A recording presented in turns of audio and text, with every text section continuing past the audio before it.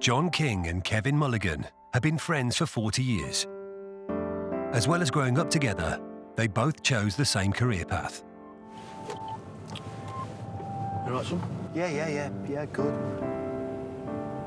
I was a bricklayer for 6 years, and my dad was a police officer, and I can remember one Christmas coming home. I hadn't laid any bricks, didn't have any money, hadn't really thought about the police. My dad said, "Why don't you give it a try?" He loved being in the police. We grew up in the same kind of town, had the same kind of interests, music, same circle of friends really, and so from early teens we knew each other. Then John joined the police. And 5 years after that, I joined the police. If you spend 8 hours in a car with somebody, you spend more time with them than you'd spend with your wife. It's a support network as well, isn't it? You'll go to a job, somebody's been badly injured or, something to do with a child, and you support each other, don't you? This friendship was a huge comfort to them both during the aftermath of the most distressing event of their careers. We got really close from doing the job we loved. There's a connect and a bond that... Yeah, there's a bond that... Because you've been through it. You've been through something that no one else should have to go through. It was October 2014, and John and Kevin were on a night shift. That's the balcony there, isn't it? Yep. Well, that's it. Yeah. It's weird sitting here, isn't it? Yeah. I do remember looking over the edge of that balcony and thinking, I need to jump off here. A call came in to attend a residential address. He was a mental health patient who hadn't been taking his medication. His family had rung in, worried about him, and they couldn't gain access to his flat. In these cases, no one really wants to use force unless it's absolutely necessary. John and myself were standing on the landing of this flat and communicating with the guy that was behind the door. We were telling him we weren't there to hurt him, and we weren't there to hurt him. We were there to get him, get him mental health help. We'd got to the point where communications and dialogue had proven fruitless. So we took the decision to force entry. I hit the door a couple of times, but it was a plastic door and it just wasn't going through. So I stepped back, and then Kev started hitting the door. It's a UPVC door, it's new. So rather than go for the lock or the hinges, there's a panel in the centre. So I thought if I could create a void in the panel, we could at least start some dialogue with the individual. And we meant business, really, in his best interest to secure him out. Kevin smashed a small hole in the door, but before they could begin a conversation, things spiralled out of control. Almost immediately, John says, "I've been shot." And I'll never forget those words, "I've been shot." I just felt a crashing blow on my right eye. I knew I'd been shot in the face, and I could feel the blood on my face, and I knew I had to get off the balcony. We had to get him past the door, by which time it had obviously got a big hole in it. And he was still firing. He was still firing out at us. We had to get past that and get John down the steps. I'd thought about jumping off the balcony, but I realised that I was going to get possibly, worse injuries jumping off. Meanwhile, the gunman shot again through the hole in the door. And he shot again, and a second shot, as I turned to the side to go down the steps, hit me just to the side of my left eye and glanced, luckily, across my eyeball and didn't go into my eye socket. Fortunately for John, an ambulance was already on the scene. I can remember a young paramedic jumping into the back, looking at me and saying, he was, oh my God. And I can remember saying to him, "You tell me that I look all right." And he said, "You look all right, you look all right." John had been shot in the eye with a rubber ball from a paintball gun. Now Kevin had to make sure that no one else got hurt. John went off on the ambulance. Now that left me in a situation because I've still got a duty to protect the public and protect the guy that's in the flat. But it's serious business now. Did you call for firearms then, did you? Yeah, so we shouted up on the radio what had gone on. Team came, the instructions they gave him, he abided by, and he came out very calm. It was over very quickly. John was rushed to the hospital as quickly as possible. At home, his wife Lisa, also a police officer, knew nothing about the incident. I was at home with the children. John had gone to work a night shift as always, and there was a knock on the door, which everybody kind of dreads, don't they, in the middle of the night. And being a police officer and then opening the door to a police officer, I kind of knew it was bad news. That's not anything that any of us ever want to do. Knock on the front door of a colleague, of a friend, and tell their partner or loved one that there's been an incident of that magnitude. He'd been at the scene, so he would have seen that it wasn't very pleasant to look at. So he kind of tried to prepare me a little bit. He said, well, we really don't know how bad his eye is. We really don't know whether he's going to lose his eye. I don't think it necessarily sunk in to start with. And it was only when I was in the car when we were going over to Birmingham Eye Hospital, where he was taken to, that it kind of started sinking in. So I got a little bit worked up then, thinking, because obviously he'd gone in his eye, and I'm thinking, is his face going to be all injured? And just thinking the worst, really. When we walked through the door, he had covering over it. So immediately I'm thinking, oh, how bad is this? But at that time we didn't know the severity of what had happened. Later, doctors struggled to save John's sight.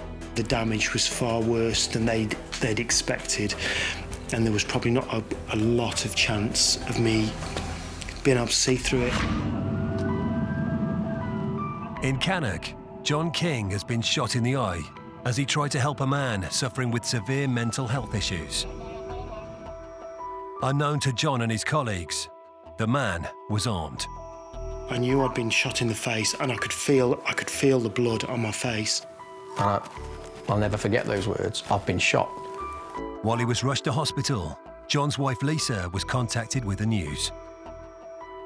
He said, well, we really don't know how bad his eye is. We really don't know whether he's going to lose his eye, and I think you need to come to the hospital.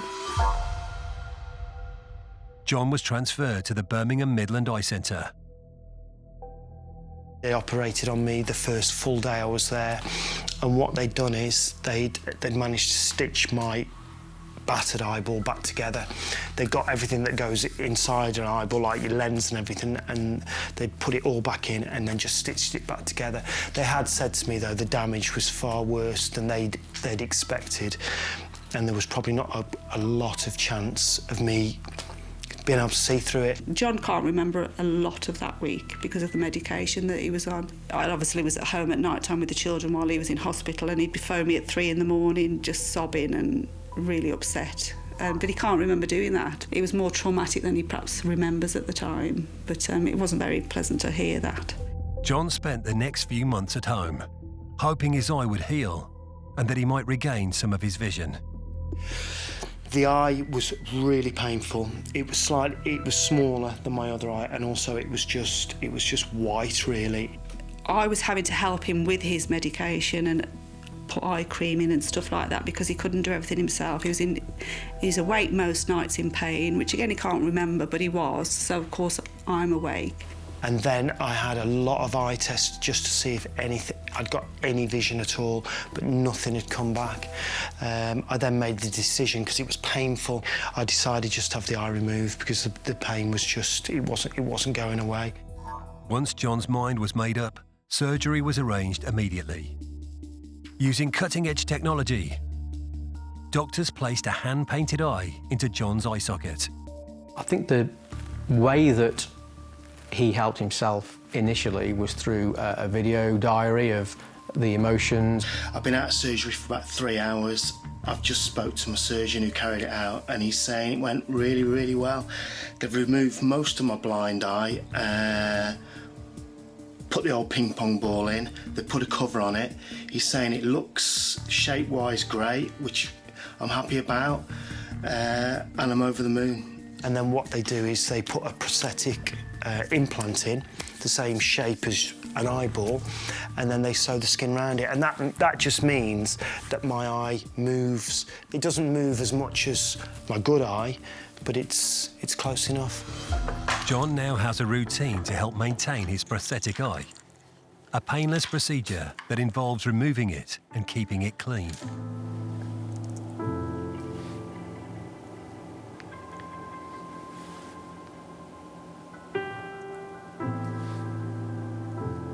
It's supposed to be polished about every 2-3 years, but I just find that as long as I keep it and myself clean, it's been fine. When he takes that eye out, he's unrecognisable, you know. And there are times, because of comfort, that he would like to take it out, because it is like having a foreign body in your body, really. So he would like to take it out, but then he doesn't like how he looks. So it's sort of a catch-22 there.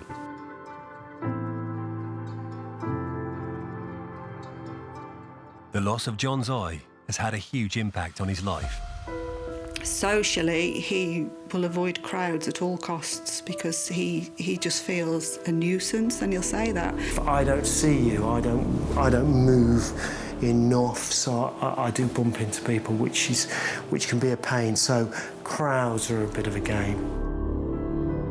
He gets all disorientated if he's pushed around and stuff, and that doesn't help his mood. So it has been quite stressful in some places to be around him. My little lad, who was 5 at the time, it hit him quite hard and his skull suffered a bit. There was a time that he didn't want to be in the same room as John. So trying to juggle that and trying to get him to bond again with Daddy was difficult, you know, it's emotional. John's son Will, who is now 10, can still recall the trauma of his dad being injured. It was quite shocking, really, to believe that he was alive, because I'd gone without seeing him. Apart from my news from Mum, I'd thought he was dead. I was really sad about my dad and always worried that something would happen to him, as he'd just been injured. What if something happened again, and what if he wouldn't get better this time? What if he wouldn't wake up again?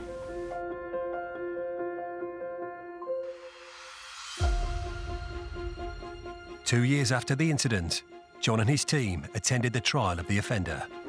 In a finding of fact hearing due to the offender's mental ill health, the jury found the offender had caused grievous bodily harm and had been in possession of a prohibited firearm. He was given an indefinite hospital order. I've got no animosity. I met his mum at the court case and put my arm around her. She's had a lifetime of this. He was poorly, mentally he was poorly, and although his family were fantastic around him, and I know that, having met them, there's only so much they can do to make him take medication, which he hadn't done. So it was unfortunate for him that he'd got himself in that situation. But you know about the guy that did it, that he wasn't taking his medication, that he didn't mean to hurt anybody. And I forgive him. You forgive him. Yeah, absolutely. I don't see any reason why other people shouldn't forgive him, because he couldn't help it. He wasn't in control at that point. Therefore, it's not his fault. Another person who was deeply affected by the incident was John's friend and colleague, Kevin Mulligan. I wouldn't wish it on my worst enemy. No. But it could have been a lot worse. That's how cops look at it, innit? Could have been a lot worse. We're cops, it could have been a lot worse. He could have got just more than me. There isn't a day goes by I don't think about it.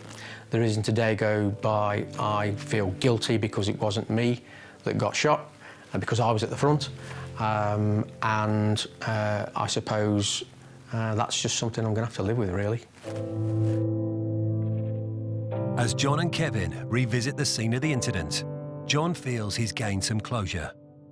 Having now retired, this is the place where he carried out his final policing duties. It's taken me back to a previous life, but a life that I loved, because, of course, from the night of the shooting, I never went back to it. And I loved the police, absolutely loved every second of it. So I feel sad that it all came to an end then, but, you know, life moves on. It wasn't easy to see John coming to the end of his career in such circumstances, because he was job through and through. I just think it's a shame that I'm not that he'll never remember, really, as he grows up, about me being a police officer. It's quite vivid in my memory. Well, that's good. Your days as a police officer, so I don't think I'll forget it anytime soon. Can't live your life on regrets. We've just got to accept it. Thankfully. Yeah, thankfully. We're here to tell the tale.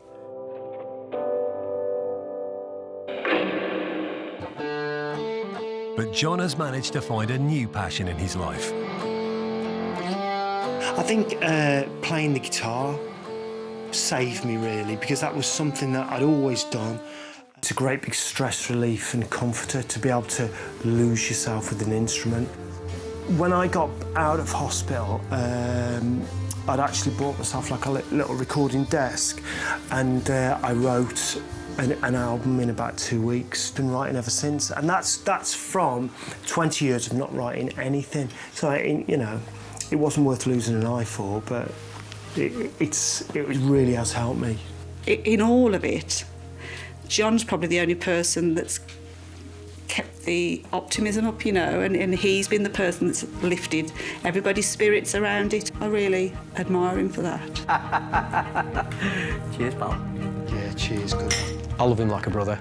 That's not going to change, and we miss him terribly. But what he did for us as a service, and certainly as a team, won't be forgotten, and we've been carrying on in his memory in that way. I love him. I really do love you, and if anything happened to you, even if it was just like a little Splinter? A little splinter, I'd still really, really worry about you. Well, you don't need to worry about me, and I love you, mate, you know I do. Yeah, I love you too.